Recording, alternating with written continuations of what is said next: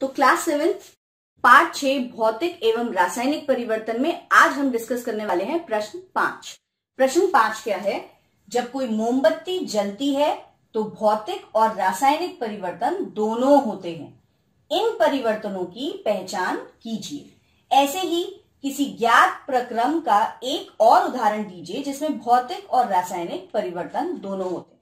तो हम पहले प्रश्न का पहला भाग देखते हैं कि जब कोई मोमबत्ती जलती है तो भौतिक और रासायनिक दोनों टाइप के प्रक्रिया होते हैं। तो हमें आइडेंटिफाई करना है कि मोमबत्ती जलने में ऐसा कौन सा प्रक्रम भौतिक यानी फिजिकल चेंज में कैटेगराइज होगा और कौन सा चेंज रासायनिक यानी केमिकल चेंज में कैटेगराइज होगा। तो इसके लिए आप बच्चों एक मोमबत्ती जला के भी अपने पास में देख सकते हो। मैं यहां पे एक टेबल बना देती हूं।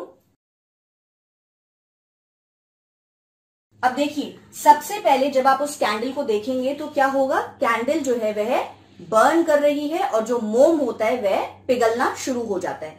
और जब वह सूख जाता है तो वह मोम कैसा हो जाता है, ठंडा होने के बाद पुनः मोम बन जाता है। इसका मतलब क्या हुआ, मोम के गुणों में कोई भी बदलाव नहीं आया, सिर्फ उसका भौतिक गुण बदला, उसका स्टेट बदल गया।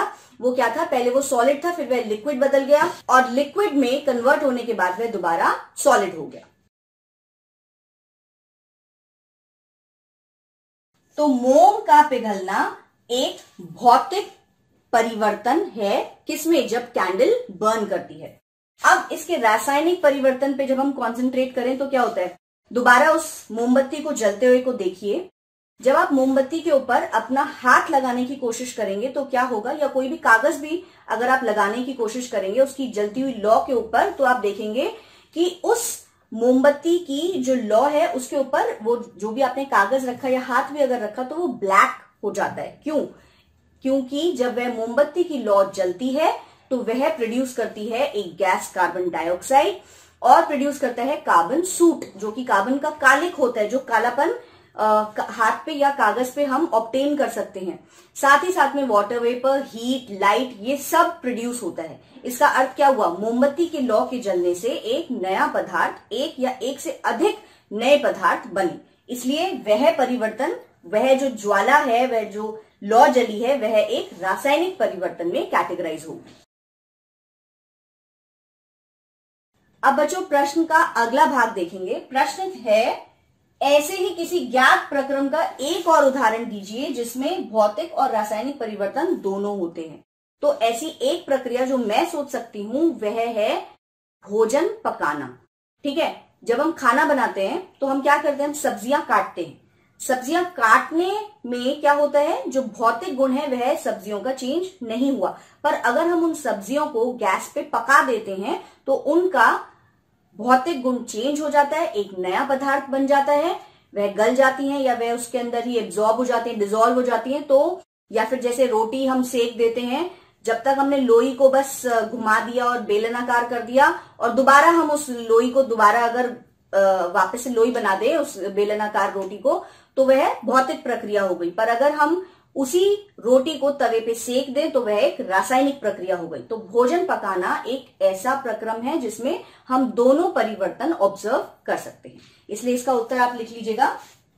ये भाग पहला था और ये जो सेकंड भाग है इस प्रश्न का वह है भोजन पकाना। भोजन पकाना।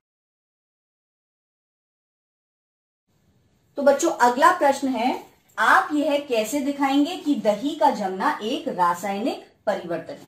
तो पहले मुझे बताइए, आप में से कितने बच्चों ने अपने हाथ से दूध से दही जमाई है या फिर अपनी मम्मी को ऐसा करते हुए देखा है। मुझे पता है बहुत से बच्चों ने अपनी मम्मी को तो देखा ही होगा और कुछ बच्चों ने अपने आप इस प्रक्रिया को करके भी देखा होगा। अगर नहीं किया तो आज ही एक्टिविटी करिएगा। गुनगुने दूध में जरा सा 1 चम्मच दही का जामुन कह देते हैं, उसको मिला के और छोड़ दीजिए 2-3 घंटे, क्योंकि अब मौसम भी ऐसा है, अनुकूल है, तो दही फटाफट से जम जाएगी। तो आप देखेंगे कि उस दही से, पहली बात, उस दही से आप वापस दूध को प्राप्त नहीं कर सकते हैं। तो यह परिवर्तन कैसा हो गया, अनुत्क्रमणीय परिवर्तन। इस पॉइंट को लिखते हैं सबसे पहले। दही से वापस दूध उत्पन्न नहीं किया जा सकता है, यानी यह कैसा परिवर्तन है? अनुत्क्रमणीय परिवर्तन। अब दूसरा पॉइंट कि जब दूध से दही बना दी गई तो क्या हुआ? एक नया पदार्थ मिल गया जिसमें रासायनिक संगठन अलग था और इन दोनों प्रोडक्ट्स के रासायनिक गुण अलग अलग थे। इसीलिए यह प्रक्रिया किसमें कैटेगराइज हुई? रासायनिक परिवर्तन या केमिकल चेंज। इसका सेकेंड पॉइंट भी मेरे साथ। दही, लैक्टिक अम्ल एक नया पदार्थ बनता है जिसके गुण दूध से भिन्न होते हैं। इसीलिए बच्चों, दही का जमना एक रासायनिक परिवर्तन है।